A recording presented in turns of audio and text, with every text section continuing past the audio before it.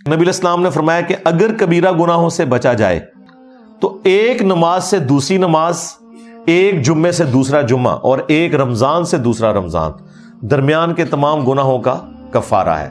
لیکن اگر کبیرہ گناہوں سے بچا جائے، اب یہ نہیں ہو سکتا ایک شخص جمعہ پڑھے اور پھر اگلا جمعہ پڑھے اور بیچ کے ساری نمازیں معاف ہو جائیں، نہیں، یا ایک رمضان میں مسجد میں آئے جس طرح اکثریت کرتی ہے، پھر اگلے رمضان میں داخل ہو۔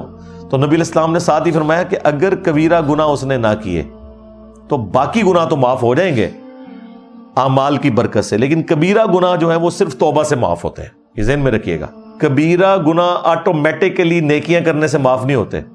کبیرہ گناہ کون سے ہیں؟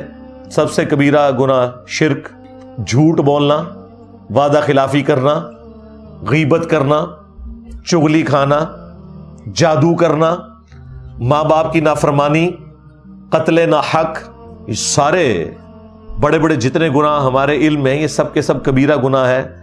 یہ تو نہ نمازیں پڑھنے سے معاف ہوں گے، نہ جمعہ پڑھنے سے معاف ہوں گے، اور نہ ہی یہ روزہ رکھنے سے معاف ہوں گے، بلکہ یہ معاف ہوں گے جب کوئی شخص توبہ کرے گا۔ پھر وہ معاف ایسے ہوں گے کہ سورۃ الفرقان میں اللہ تعالیٰ نے فرمایا، 3 بڑے گناہوں کا ذکر کیا آیت نمبر 69 میں۔ شرک جو کائنات کا سب سے بڑا گناہ ہے، قتل ناحق جو حقوق العباد میں سب سے بڑا گناہ ہے، اور تیسرا بدکاری۔ ان 3 گناہوں کا ذکر کر کے اگلی آیت میں فرمایا 70 نمبر میں کہ اگر کوئی ان گناہوں سے بھی توبہ کر لے سچے دل سے تو نہ صرف ہم اس کے گناہوں کو معاف کر دیں گے بلکہ اس کے گناہوں کو نیکیوں سے بدل دیں گے۔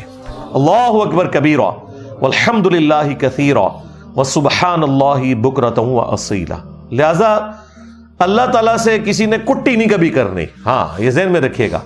دیکھیں میرا کتنا اگریسو سٹائل ہے، میری آپ قرآن کلاسز دیکھیں تو آپ کو پھر پتہ چلتا ہے کہ اللہ تعالیٰ اپنے معاملات میں کتنا سخت ہے۔ اس کے باوجود ہم نے کبھی اس چیز کی ترغیب نہیں دلائی کہ کوئی شخص اللہ تعالیٰ سے اتنا ڈر جائے کہ وہ پھر یہ ڈیسائیڈ کر لے کہ ٹھیک ہے جی پھر مجھے کوئی نیکی کرنے کی ضرورت ہی نہیں ہے جب اللہ تعالیٰ اتنا سخت ہے۔ نہیں، سختی اس لیے بیان کی جاتی ہے کہ آپ اللہ تعالیٰ کی ہستی کے اعتبار سے بے فکرے نہ ہو جائیں۔ باقی جو توبہ والا ایلیمنٹ ہے بھائی، وہ تو موت کے غرغرے سے پہلے پہلے توبہ قبول ہے، جامعہ ترمذی میں حدیث ہے۔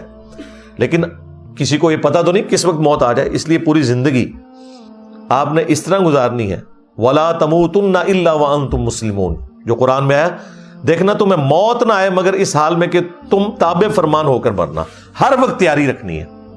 تو وہ اپنی جگہ ہے۔ لہٰذا رمضان المبارک میں تو نیکیوں کا ایک موسم ہے، رمضان کی پریکٹس کی وجہ سے پھر بقیہ 11 مہینوں میں بھی اللہ تعالیٰ کو صحیح طریقے سے رسپانس کرنا، یہ اللہ تعالیٰ کی ریکوائرمنٹ ہے۔ اور مور دین 50% مسلمان جو پریکٹسنگ ہوتے ہیں، ان میں سے بھی 50% مسلمان وہ عموماً رمضان میں ہی نیکیوں کی طرف آتے ہیں، اور بعد میں کچھ استقامت والا سلسلہ شروع ہوتا ہے، کئی لوگ داڑھی رکھ لیتے ہیں، پھر نمازیں شروع کر دیتے ہیں، عورتیں حجاب شروع کر دیتی ہیں۔ تو یہ ہم نے اپنی زندگی میں رمضان المبارک کی برکات خود دیکھی ہیں کہ رمضان جو ہے اس اعتبار سے ایک ٹرننگ مہینہ ثابت ہوتا ہے کئی لوگوں کی زندگی میں۔